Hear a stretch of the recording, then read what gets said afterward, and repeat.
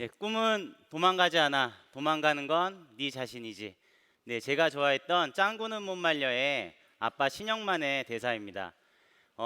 저는 어렸을 적부터 꿈이 애니메이션 감독이었습니다.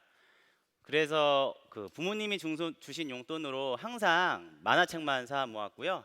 얼마 안 되는 급식비를 모아서 고등학교 때는 부모님 허락도 없이 부산에서 배를 타고 일본까지 넘어가서 일주일 내내 한 끼 우동만 먹으면서 만화를 모았던 적도 있습니다. 그 꿈을 조금 더 키워서 제가 영화 연출 제작을 전공을 하며 결국에는 제 꿈의 직장인 영화사에 입사하게 됐습니다. 제 첫 영화는 맨발의 기봉이라는 영화였는데요. 그때 당시 제 연봉이 200만 원이었습니다. 월급이 아니고 연봉이요. 그 월급이 한 20만 원 정도 되죠. 그 다음 영화는 가문의 영광 시리즈를 찍었는데요. 그때 연봉은 300만 원이었습니다. 8편의 영화와 드라마를 찍는 동안에 제 마지막 연봉은 1000만 원 정도를 찍고 있었습니다. 불 꺼진 영화관에서 엔딩 크레딧에 제 이름 석자가 올라가는 걸 보면서 나도 나중에 영화 시작할 때 이름이 나오는 제작자가 될 수 있을 거라는 꿈을 꾸면서 그 열정페이를 버텨내고 있었습니다. 그래서요, 영화판에서는 스텝끼리 사귀는 거를 재앙 중에 재앙이라 그래요. 그런데 지금의 와이프가 그 당시 제 여자친구였어요. 영화 스텝이었죠. 그런데 저희 집에는 더 큰 재앙이 있었는데 17년 반 동안 아버지가 한 번도 생활비를 벌어오신 적이 없는 5개의 회사에서 다단계 회사에서 한 번도 성공하신 적이 없었던 그런 아버지셨어요. 양가가 상견례에 만나가지고 결혼식 날짜를 잡는데 돈이 없어가지고 결혼식 날짜를 잡는 것도 참 힘들었어요. 어렸을 때부터 제 꿈만 생각을 했고요. 그 꿈에 대해서 공부를 했고 결국에 꿈의 직장에 취직을 해서 일을 했는데 제 나이가 30이 다 될 쯤 되니까 점점 결혼이나 학업이나 아니면은 자녀 계획, 그 다음에 노후 준비 같은 뭔가 하나둘씩 포기해야만 계속 영화를 할 수가 있었더라고요. 그게 조금 슬펐었어요. 그런데 그때 아버지가 눈치가 없이 또 다단계를 시작을 하신 거예요. 그 다단계가 바로 애텀이었어요. 아버지를 1년 정도 말리고 있는데 2011년쯤에 한 신문 기사에서 제가 아는 사람이 나오더라고요. 저보다 3살 정도 많은 영화 시나리오 작가였거든요. 그런데 그 친구가 굶어 죽은 채 발견이 된 거예요. 아픈데 제대로 먹지를 못해가지고 이웃집에 저 메모를 붙여놓고 그 다음날 굶어 죽은 채 발견이 됐대요. 스태프들은 같은 영화를 찍어도 굶어 죽고 제작자와 스타들은 수천 수백억씩을 벌어간다는 그 뉴스에 슬픔도 잠시 다음은 내 차례인 것 같은 거예요. 그래서요, 아무런 확신도 없이 저는 아버지가 하는 애터미를 따라하게 됐습니다. 애터미가 성장을 하니까 제 수당도 올라갔어요. 제 꿈은 종착역의 애터미가 아니었어요. 다시 영화판으로 돌아가는 거거든요. 애터미에서 받는 연금성 소득으로 영화사에 있는 스태프들한테 똑같이 지분을 나눠주는 그런 착한 제작자가 되고 싶었어요. 그런데 애터미가 망하면 어떻게 되는 거죠? 다시 20만 원 받는 허드렛일 스텝으로 돌아가야 되잖아요. 그게 너무 걱정인데 아마 오늘 여기 오신 2030 여러분들도 마찬가지예요. 밖에 나가가지고 애터미 좋은 제품 싸고 정말 좋은 CEO가 있다라고 얘기는 하세요. 그럼 바로 뭐라 그러죠? 그거 다단계잖아 그러잖아요. 그럼 뭐라 그러시죠? 예, 착한 다단계야 그래요. 그거를 못 넘어가더라고요. 그런데 우리 모두의 꿈은 애터미가 최종 목적지가 아니고 애터미를 통해서 우리의 꿈으로 나가는 거잖아요. 그렇죠?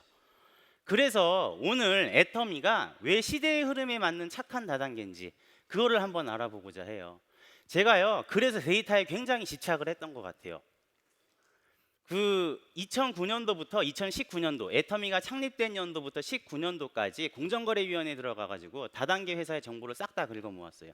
그 다음에 질문을 하기 시작을 합니다. 지난 10년 동안 생존한 회사가 어디지라고 질문을 해봤어요.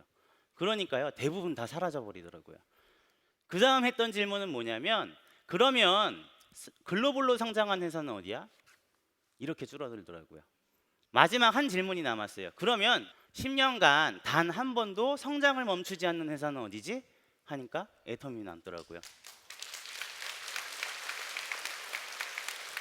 질문 또 했어요. 제품 중에 제일 원가율이 높은 회사 어디야? 애터미. 반품률이 제일 낮은 데는 어디지? 애터미.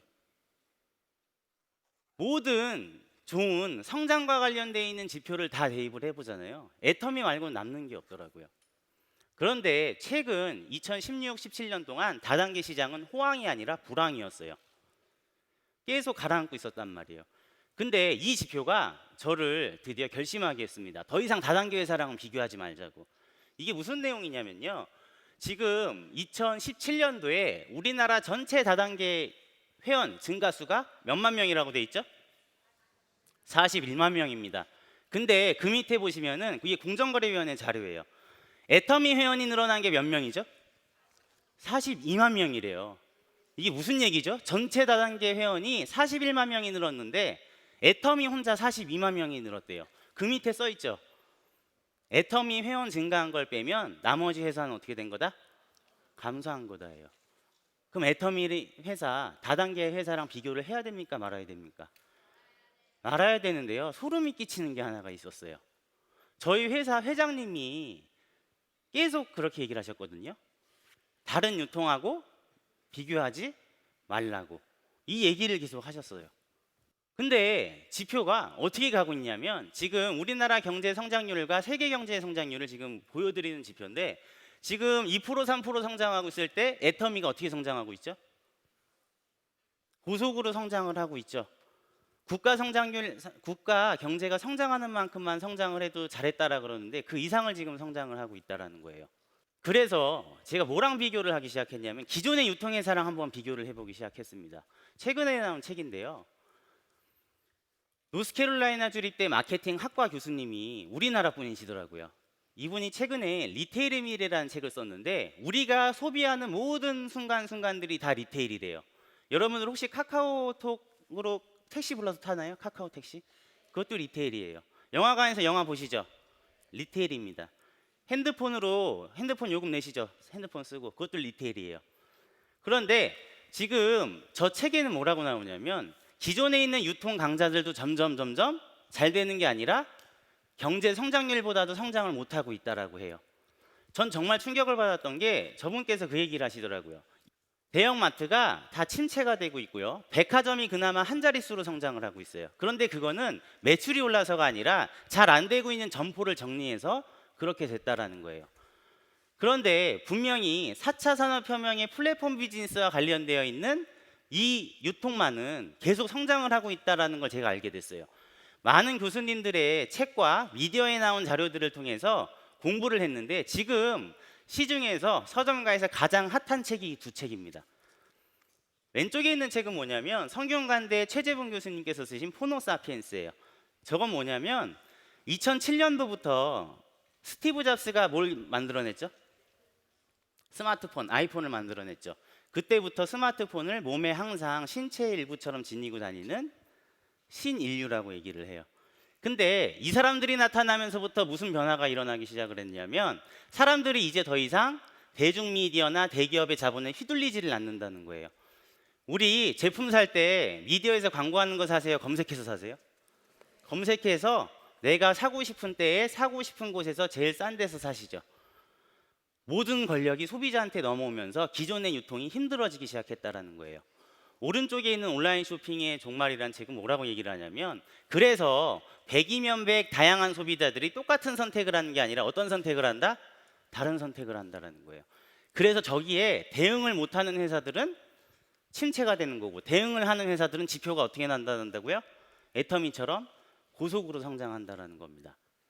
그래서요 제가 뭐에 대해서 알아봤냐면 그럼 어떤 회사가 제일 유명한데 모든 책이 유통에 관련돼 있는 책은 이 한 회사를 가리킵니다. 어디죠? 아마존입니다. 근데 아마존이 어떤 회사인지 잘 모르시더라고요. 백과사전에 여러분 지식백과사전에 아마존을 찾으면 끝에 항상 뭐라고 붙냐면요 유통업체들의 저승사자라고 표현을 해요. 유통업체의 저승사자. 자, 작년만 하더라도 이렇게 수많은 업체들이 폐업을 했는데요. 125년 전통의 시어스 백화점이 결국에 파산했어요. 아마존 때문에. 시가총액 한번 보여드릴까요? 몇 조죠? 1093조예요. 세계 2위입니다. 우리나라 전체 상장 기업 삼성전자까지 포함한 게 2000조가 좀 넘어요. 근데 저 회사가 절반을 하고 있는 거예요. 자, 아마존 20년 동안 계속 20%씩 성장을 하고 있고요. 지금 이 가운데 있는 지표는 뭐냐면 온라인 매출 비중이에요. 아마존이 미국 온라인 매출 비중의 49.1%를 차지를 하고 있습니다. 자, 제가 아마존이 그 어마어마한 돈으로 뭘 하고 있는지를 좀 보여드릴게요. Meet Amazon's newest holiday workers, the Kiva robots. At this fulfillment center in Tracy, California, more than 3,000 of them cruise the warehouse floor, helping employees fill 고객이 millions of 주문하면은 orders. 배송 담당하는 직원 앞으로 갖다 놓는 거예요. Goes out and picks the right pot of inventory and brings it back just at the right time for the person to pick the item out to go in that. 네, 경영 효율이 굉장히 높아지겠죠. 구글은 지금 이게 그 상용화를 허가를 받았는데 아마존 지금 베타 테스트하고 있거든요. 이거 한번 보여드릴게요. 드론이 배송하는 거 보이세요? 저 밑에.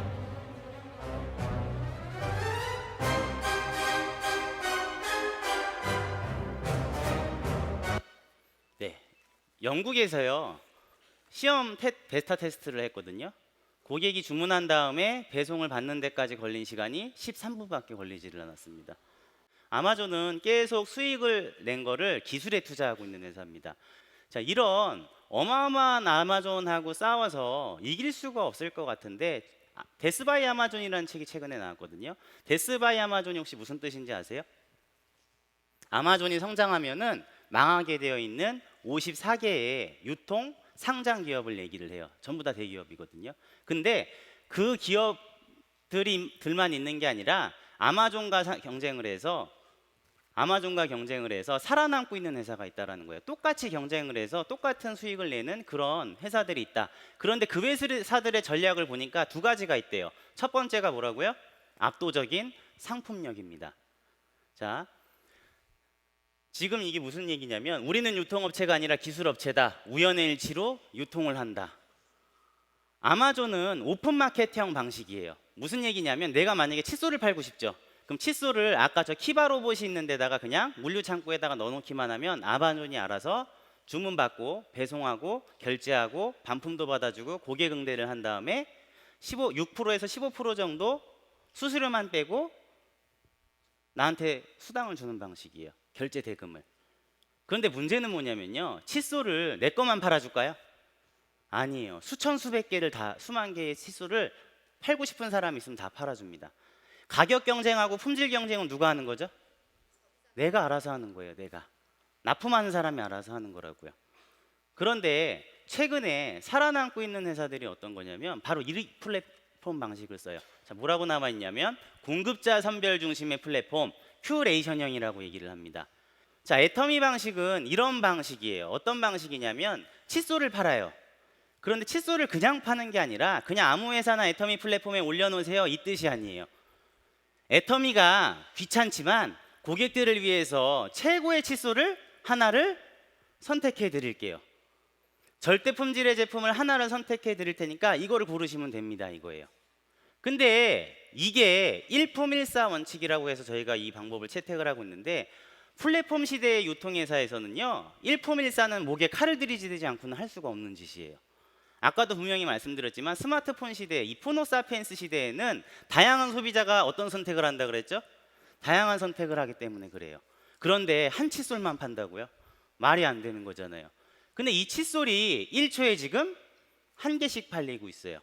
2,600만 개가 팔렸다라는 겁니다. 자, 그러면 애터미는 칫솔에 있어서 지금 팬덤을 형성한 거예요? 형성하지 못한 거예요? 형성을 했다라는 거죠. 그러면 우리가 2,600만 개 팔아줄 테니까 니네가 알아서 값을 낮춰와라 이렇게 갑질을 하는 회사일까요? 그랬었으면 벌써 두들겨 맞았겠죠. 요새가 어떤 세상인데. 저희는 납품업체를 합력업체라고 표현을 해요. 어떻게 하냐면 결제를 해주는데 10만 개, 20만 단위로 주문을 해줄게. 대신에 원료값을 성금으로 준다. 그 다음에 결제 방식도 대기업보다 훨씬 뛰어나게 일주일 단위로 결제를 해줄게. 그 다음에 시설 같은 거 늘리거나 그럴 때 우리가 자금도 지원을 해주겠다. 여러분 이거 갑질하는 회사예요? 서로 상생하자는 회사예요? 상생의 원칙이 있는 그런 훌륭한 회사입니다. 그래서 이 딱 한 군데의 칫솔을 가지고 협력업체랑 머리를 맞대서 절대 가격으로 떨어뜨려 놓은 거 아마존은 절대 할 수 없는 압도적인 품질력을 끌어내는 게 바로 이 애터미 방식이라는 거예요. 자, 이거는 지금 현재 2017년도 공정거래위원회 자료입니다. 제가 조금 읽어드릴게요. 글씨가 잘 안 보이실 텐데 애터미가 부가가치세 포함 8,200억을 했다라는 거예요. 제품을 저런 히트 상품 같은 거를 팔아서. 근데 소비자들한테 지금 수당을 얼마 준 거냐면 3,140억을 줬어요. 우리가 기본적으로 어느 플랫폼 기업에 가서 제품을 사더라도 우리를 성공시켜 주거나 수당을 주는 회사가 있나요? 없단 말이에요. 그런데 수당을 준다는 이유로 지금 제품값을 비싸게 팔고 있어요? 그것도 아니란 얘기예요. 저희 회사에서는 지금 뭐 해모임 같은 거 5년 연속 지금 1,000억 원대 이상을 하고 있는 히트 상품이죠. 앱솔루트 같은 경우도 지금 나온 지 얼마 안 됐는데 작년에 1,000억 원 매출을 했습니다. 우리 보통 1,000억 원 정도 팔리면 히트 상품이라고 얘기를 하거든요. 지금 화장품 같은 거 애터미가 뭐 브랜드가 없다고 얘기를 하시는 분들이 있는데 글로벌 시장 조사기관에서 그냥 우리가 부탁을 한 게 아니라 알아서 그냥 하신 거예요. 근데 기초 화장품류에 보면 지금 5등이 누가 올라와 있죠? 애터미가 올라와 있어요. 소비자는 아무 데서나 지갑을 열지 않는 시대예요. 트렌드 코리아의 김난도 교수가 분명히 얘기를 했습니다. 밀레니얼 세대는 부모님이 금융위기를 겪는 걸 봤기 때문에 자발적으로 지금 가성비를 찾아 나서고 있어요. 그런데 그런 시대에 지금 두 자릿수 성장을 8년째 계속하고 있다는 겁니다. 지금 국내 기업 중에 이 지표는 얼마나 무서운 지표냐면 국내 기업 중에는 1위고 업계 전체 순위는 2위예요. 그런데 등록된 판매 연수는 누가 제일 많죠? 애터미예요. 팬덤을 형성하고 있다는 거예요. 그거를 인식하셔야 돼요. 저희 회사 박한길 회장님께서는 경쟁자가 10년 뒤에 나올 줄 알았나 봐요. 큐레이팅 방식으로 지금 따라하는 업체들이 나오고 있죠. 큐레이팅의 정의가요 2년 전에 나오기 시작했어요. 우린 10년 전부터 하고 있었는데 그 정의에는 뭐라고 되어 있냐면 공급 업체를 2-3개 정도로 줄여라라고 되어 있어요. 그리고 대량 주문을 통해서 값을 낮춰 이건데 우리는 이미 10년 전부터 일품 일사예요. 절대 품질로 끌어올리려고 절대 가격으로 팔겠다 이거랍니다. 그 경영 노하우를 배우라고 저희 회장님께서 11대 직접 판매 협회장에 취임하셨죠. 여기 회원사 중에는 아모레나 LG생활건강, 웅진 이런 방문 판매 업체들의 대표님들도 다 있는 그런 엄청난 자리인데 여기에 지금 회장으로 취임을 하셨어요. 자, 아까 아마존과 경쟁할 2가지 전략이 있다 그랬죠. 압도적인 상품력은 지금 확인이 됐어요. 두 번째는 뭐냐면 아마존과 같은 경기 방식을 취하지 말라고 얘기를 했어요. 아마존의 제프 베조스는 플라이 휠이라는 전략을 씁니다. 세상에 있는 모든 물건을 미치고서라도 싸게 팔겠다. 그 다음에 번 돈으로 뭐 하는 거냐면 아까 드론이나 키바 같은 기술에 투자를 하는 거예요. 그런데 애터미의 전략은 뭐죠? 절대 품질의 제품을 절대 가격으로 좋은 제품 싸게 팔면은 소비자들이 알아서 몰려오는데 벌어들이는 수익으로 회사가 협력업체, 고객, 그 다음에 회사, 주변 사회에 공헌하는 이 방식을 택하겠다. 상생하겠다라는 거죠. 두 회사요 다 위대한 CEO가 있는 거예요. 그런데 애터미를 그냥 다단계라는 시각을 보지 마시고 이 첫 번째 챕터에 있는 데이터를 자세히 보시면은 아마존과요 같은 유통을 하는데 서로 다른 방식으로 지금 위대한 기업이 어깨를 같이 겨루고 경쟁을 하고 있는 회사라고 보시면 될 것 같습니다. 저희 회사 제품 용량 이익이 날 때마다 다 어떻게 해주셨죠? 올렸어요. 해모임 2014년도에 1,000억이었는데 작년에 1,600억 했습니다. 그런데 제품 용량을요 저희 아버지가 시작했을 때는 30호였어요. 그런데 지금은 60호예요. 여러분들이 만약에 회장이라 그러시면은 그 기업에서 가장 잘 팔리는 회사 넘버 1 제품 그거를 절반 가격으로 낮추실 수 있으시겠어요? 용량을 2배로 올리실 수 있겠어요? 거기에 감동하는 거예요. 팬들은 애터미 제품의 팬들은 거기에 감동을 하는 거예요. 만족을 시켜주는 게 아니라 나를 성공시켜주는 거다라는 그 감동 그거를 아셨으면 좋겠습니다. 네, 애터미 글로벌로 어떻게 나가고 있는지를 볼게요. 지금 이게 제가 최신 데이터를 받은 건데요. 애터미의 절대 품질 절대 가격이 팬덤을 형성을 했는데 글로벌로도 그럼 나가냐는 거죠. 글로벌로 지금 잘 되고 있어요, 안 되고 있어요? 이 그래프가요, 성장을 멈춘 건가요? 지금 계속 성장을 하고 있는 건가요? 지금 한국 포함해서 14개국이 오픈을 했는데 이 앞에 회장님 영상에서 여러분들 다 보셨을 거예요. 우리 아직 어디 안 나갔죠? 네, 중국 안 나갔죠. 인도 안 나갔죠. 남미 안 나갔죠. 그죠? 다들 베트남 잊으셨나 본데요. 이 베트남 잊지 마십시오. 우리나라랑 3위 교역국입니다. 거기 진출 안 했습니다. 아직요, 진출할 곳이 무궁무진하다라는 거예요. 자, 이제 뭐 수출 탑 같은 거 잠깐 볼까요? 지금 7% 비중에서 지금 점점 국내 매출액하고 비교했을 때 해외 매출액이 지금 비중이 더 어떻게 되고 있어요? 올라가고 있죠. 한국에서 먹히는 게 세계에서도 이제 먹힌다라는 거죠. 7천만 불, 이제 곧 1억 불을 눈앞에 두고 있습니다. 애터미 제품은 팬덤을 형성해서 글로벌로 진출하는 거는 확인이 됐다. 애터미의 제품, 품질, 보상 플랜 이런 거 쫓아할 수는 있어요. 그런데 분명히 애터미와 비교했을 때 절대로 쫓아할 수 없는 게 있거든요. 저는 그거를 시스템이라고 생각을 해요. 시스템. 애터미 시스템은 누가 제공하죠? 회사가 전부 다 제공을 합니다. 전국에 10개 도시에서 다원 생방송을 하거든요. 그런데 그게 어떤 건지 잘 모르세요. 방송국에 계신 분들이 매달 석세스 세미나를 10개 지역에서 다원 생중계를 한다 그러면 뭐라 그러시냐면, 아니 월드컵이나 올림픽 할 때도 그렇게 안 하는데 어떻게 그거에 한 번도 방송 사고가 안 나고 이렇게 잘 돼요? 그러세요. 회사의 경영 방침하고 철학, 그 다음에 우리의 꿈 같은 거를 다 한 군데로 통합을 해가지고 국내뿐만이 아니라 해외까지 전부 다 어떻게 해주고 있죠? 이 시스템을 회사가 제공을 하고 있는 거예요. 다른 기업들은 이거를 그룹마다 그 리더분들이 다 해요. 돈 내고. 애터미의 이 시스템에는 어떤 게 있는 거냐면, 잘난 사람, 못난 사람, 가진 사람, 못 배운 사람 모두 다 재심 합력을 하는 문화가 있습니다. 자, 이 플랫폼 기업들이 지금 이렇게 애터미 착한 다단계라는 걸 플랫폼 기업하고 좀 비교를 해서 설명을 하려고 했는데, 안타까운 게 뭐냐면 이 플랫폼 기업은 좋은 면만 있는 게 아니에요. 어두운 면이 있습니다. 최근에 서울대공대 유기훈 교수님 팀이 미래 도시 사회에 4개의 계급이 있다라고 해서 책을 썼어요. 미래사회 보고서라는 책을. 근데 그 책 첫 챕터가 뭐라고 나오냐면 플랫폼에 대해서 나옵니다. 앞으로 미래는 플랫폼을 소유한 사람들, 플랫폼을 투자를 한 사람들이 제1계급 플랫폼 소유주로서 전 세계 인구의 0.001%를 차지한다 그래요. 두 번째, AI 인공지능 설계자나 이 유튜브를 통해서 영향력을 끼칠 수 있는 그 유튜버, 이런 스타들, 이런 사람들을 플랫폼 스타라 그래서 0.002%를 차지한다 그래요. 둘 다 더하면 얼마죠? 0.003%가 최상위층이에요. 그런데 세 번째 계급이 얼마나 충격적이냐면 사람이 아니에요. 인공지능이에요. 걔네들이 이제 우리의 모든 일자리를 다 갖는 거예요. 그리고 걔네들이 안 하는 일, 허드렛 일, 비정규직, 고용되지도 못하고 항상 일거리를 찾아다니는 그런 사람들을 뭐라고 하냐면 프레카리아트라 그래요.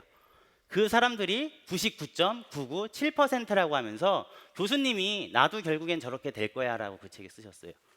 이 스캇 갤러웨이라고 뉴욕대 교수님이세요. 테드톡 아시나요? 테드톡에 나오셔가지고요 엄청난 욕을 퍼부었어요. 이 4개의 기업들에 대해서. 뭐라고 했죠? 우리들의 일자리를 파괴하고 있다. 그 밑에 도널드 트럼프 대통령은 뭐라고 얘기를 했냐면 세금을 거의 내지 않는다라 그래요. 여러분들 혹시 공주에서요 세금을 제일 많이 내는 기업이 어딘지 아시나요? 네, 애터미입니다. 그런데 아마존 작년에 270조 했습니다, 매출. 근데 세금 얼마 냈죠? 세금 얼마 냈다고 돼 있죠? 0원 냈습니다. 그래서 이 플랫폼 전쟁의 끝은 승자 독식 사회라고 바이난트 용건 EU 이커머스 의장이 저렇게 얘기를 해놨습니다. 그런데 애터미의 지표를 보여드릴까요? 애터미 플랫폼 비즈니스가 잘 되면 잘 될수록, 회사가 이익이 나면 날수록 이 지표는 뭐냐면 회원들한테 후원 수당을 준 추이예요. 세금 안 내고 있어요? 제일 많이 내고 있습니다. 회사 매출이 늘면 늘수록 지금 어떻게 되고 있죠? 저 파란 선이 후원 수당 추이예요. 후원 수당 어떻게 되고 있습니까? 늘고 있어요. 저희 애터미에 칫솔 납품하는 회사, 애터미 만나기 전에는 5억 하고 있었어요. 애터미 만난 다음에는 몇 억으로 올라갔죠? 165억이 늘었습니다. 고용이요. 애터미 만나기 전에 13명이었는데 만나고 난 뒤에는 60명이 됐어요. 감자라면 불났죠. 공장이. 저는 처음에 회사에 되게 뭐라 그랬어요. 아니 라면 업체를 바꾸시면 되잖아요 그랬어요. 그런데 난처해 하시더라고요. 회장님이 그러면 안 된다 그랬다고. 그거 복구될 때까지 지금 복구비도 지원을 해줬고 1년을 기다려야 된대요. 그런데 그 라면 회사 사장님께서 그 돈으로 애터미의 피해 복구금으로 생산 시선을 자동화하신 다음에 라면 용량을 20%를 어떻게 해줬죠?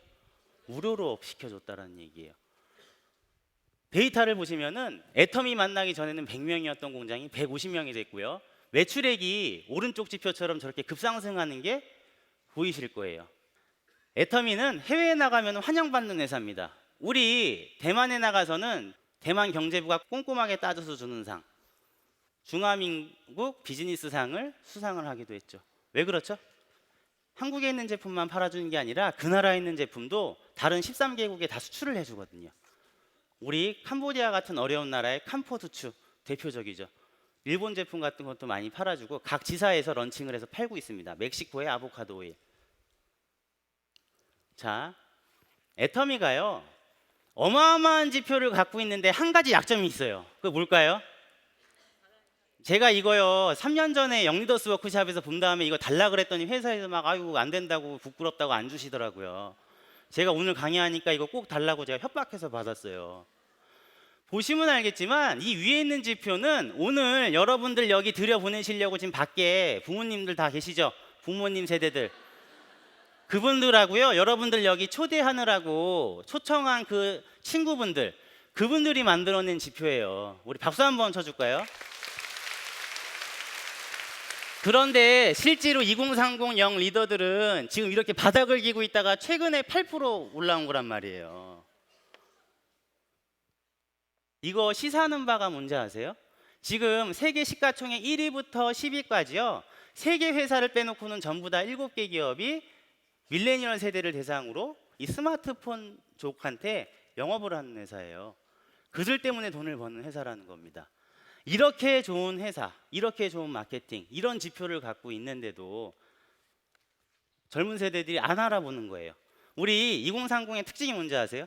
90년생이 온다에 나왔거든요. 제목만 읽고 댓글을 읽어요. 애텀이라는 회사. 그런데 기성세대들은 다 읽어봐요. 애텀이 뭐야? 하고 읽어보면 뭐 다단계 회사인데 이렇게 해서 회장이 아주 좋은 회장이래. 딱 나와요. 그럼 다단계라도 해요. 젊은 세대들은 어떠죠? 애텀이 뭐가 이렇게 좋대요. 댓글 보니까 다단계야. 그럼 스킵하는 거예요, 그냥. 참여를 해주셔야 되는 건데 이런 지표가 좋은 우수한 지표가 나왔으니까 니네 이제 2030 이렇게 하려 그러는 거 아니야 그러실 수 있어요. 그래서 잠깐 영상을 보여드릴게요. 해결하고 또 우리가 우리 젊은이들에게 일자리를 해결해주는. 그래서 지금 이제 우리 초창기에 시작할 때는 50세대가 굉장히 많았어요.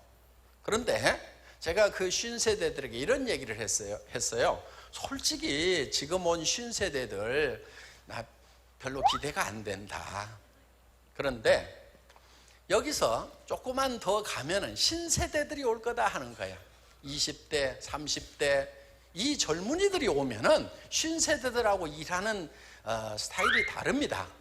그들이 치고 나가는 방법이 다르고 그들이 소통하는 방법이 달라요. 그래서 그 세대들이 어느 날 오면은 엄청난 폭발력을 일으키게 될 거고 전 세계를 덮어버리는 그런 일이 벌어지게 될 거다. 자, 일조하는 애터미가 지금 천조하는 회사가 될 수 있을까요, 없을까요? 있어요. 왜냐하면 우리 2030이 아직 8%밖에 안 되거든요. 오늘날 위대한 기업이 되고 싶다면 먼저 선량한 기업이 되어야 한다. 제가 좋아하는 지희의 CEO께서 하신 말씀입니다. 마치 우리 회장님이 저 말을 하면 정말 어울리실 것 같은데 지휘에서 먼저 하셨더라고요. 자, 플랫폼을 소유할 수 없는 글로벌 서민들이 다 같이 살아남자고 이 천덕꾸러기 다단계를 선택하신 분이 박한길 회장님이세요. 그리고 그 10년 동안 본인이 얘기했던 말을 다 지켰고요. 이런 지표들을 만들어냈습니다. 애터미에 방금 보여드렸던 그 8%의 지표는요, 분명 지금 속도를 보면 3년 뒤, 5년 뒤에 저 지표가 완성이 될까요, 안 될까요? 완성이 됩니다. 그때도요, 오늘 이 지표들을 사진 찍으러 오지 마시고요, 저 완성된 지표의 주인공이 되시기를 바라면서 오늘 제 기업 클래스 이것으로 마치겠습니다. 감사합니다.